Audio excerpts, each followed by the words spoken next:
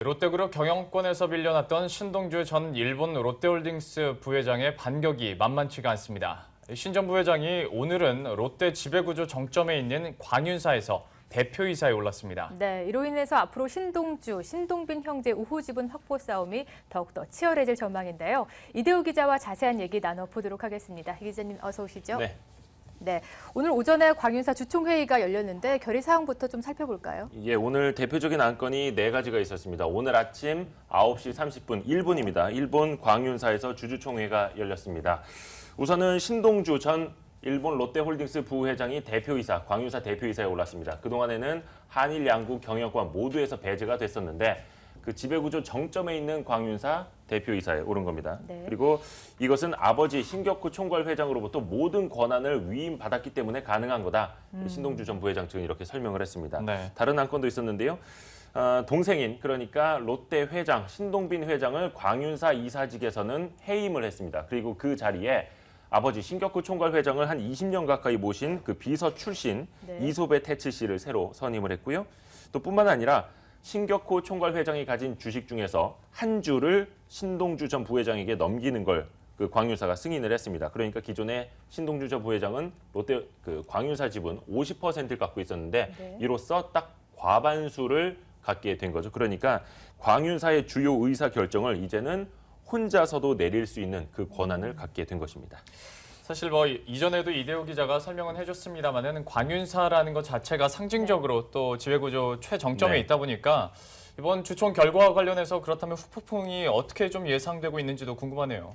일단 오늘 광윤사의 주주총회가 이렇게 끝났다. 신동주 전 부회장 측의 그 계획대로 끝났다라고 해서 당장 롯데 지배구조 어떤 변화가 당장 생기는 건 아닙니다. 왜냐하면 그 신동주 전 부회장이 광윤사의 그 지배력은 완전히 장악을 했다 하더라도 그 밑에 있는 실질적인 지주회사, 즉 일본 롯데홀딩스는 동생인 신동빈 회장이 완전히 장악을 하고 있기 때문입니다. 예. 그 지분 구조를 보면 좀 이해가 쉬우실 텐데요.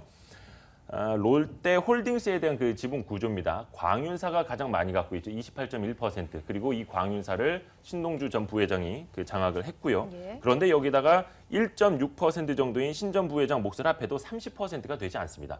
그러니까 롯데홀딩스를 지배하려면 종업원 지주회를 잡든지 아니면 나머지 롯데재단 임원 지주회 관계사들 지분 이걸 다 잡아와야만 한다는 뜻이거든요. 하지만 이는 지금 신동주 전 부회장은 하지 못한 상황입니다. 그러니까 지난 8월 17일 주총에서도 확인됐듯이 광윤사를 제외한 나머지 주주들은 신동빈 회장에게 우호적이거든요. 예. 그래서 이 실질적인 그 밑에 있는 지배력은 아직까지 영향력을 발휘하지 못하고 있습니다.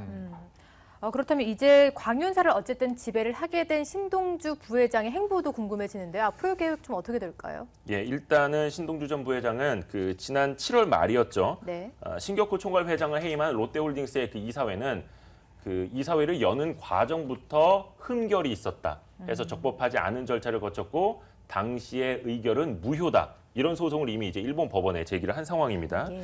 하지만 그 이사회를 그럼 다시 연다면 당신이 이길 자신이 있느냐? 이걸 물어보면 이거에 대해선 답변을 하지를 못합니다. 왜냐하면 앞에서도 설명드린 것처럼 이미 롯데홀딩스 이사회는 동생이 장악을 하고 있고 그리고 이사들을 해임하기 위한 표 대결에서도 아직은 이길 수가 없기 때문입니다. 당시 8일 그 기자회견 당시에 그 신동주 전 부회장 측의 변호사 이야기를 한번 직접 들어보시죠. 동생인 신동빈 회장이 아버지와 자기를 해임한 것이 같은 연장선상에 있다. 이렇게 답변을 하셨습니다. 롯데그룹을 창업하시고 70년간 이끌어 오신 분 자신도 그 이사들과 주주를 지배하지 못해서 해임당한 거하고 연장선에 있는 것처럼 똑같은 상황이다라는 답변이 있습니다. 네. 뿐만 아니라 신동주 전 부회장은 이제 각종 소송으로 롯데홀딩스 이사들을 공격하기 시작을 했는데요. 문제가 있는 일을 한 사람들, 이걸 주도한 사람들에게는 책임을 물어야 한다. 이런 명분입니다. 그러니까 즉 신동빈 회장 측 이사들을 쫓아내기 위한 그 방법을 찾고 있는 거죠. 네.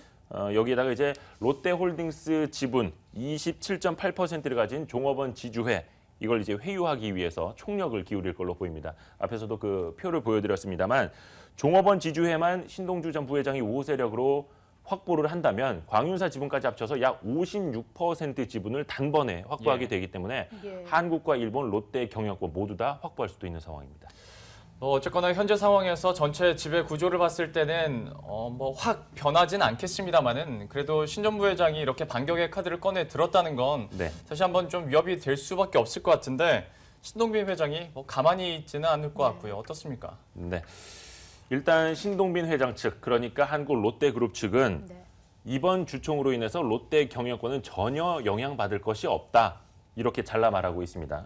그리고 이렇게 또 설명을 하는데요. 광윤사는 일본 롯데홀딩스 지분을 일부분 갖고 있는 가족 회사일 뿐이다. 예. 이렇게 조금 잘라 말하고 있습니다. 그래서 지난 8월에도 확인이 됐던 것처럼 롯데홀딩스 이사회는 그리고 주주들은 신동빈 회장에게 그 경영권을 확인한 바 있다. 이렇게 재차 강조를 했고요. 하지만 그 지배구조 정점에 있는 광윤사를 형이 장악을 했고 그리고 혹시나 종업원 지주회 등 다른 주주들의 마음에 따라서 경영권이 좌우될 수도 있다는 점은 네. 상당히 좀 불안 요인입니다. 해서 신동빈 회장이 언제까지만 안심하고 있을 수는 없다. 이런 지적들이 나오고 있습니다. 네, 뭐 어쨌든 신동빈 회장은 지금 자신만만한 상황이긴 하지만 광윤사를 지배한 신동두 회장의 행보도 앞으로 좀 주시해 봐야 될 것 같고요. 네. 이 종합원 지주의 표심을 누가 잡느냐가 이 포인트의 관건일 것 같습니다. 네. 오늘은 여기서 얘기 마무리 짓도록 하죠. 지금까지 이대호 기자와 함께했습니다. 도움 말씀 고맙습니다. 고맙습니다.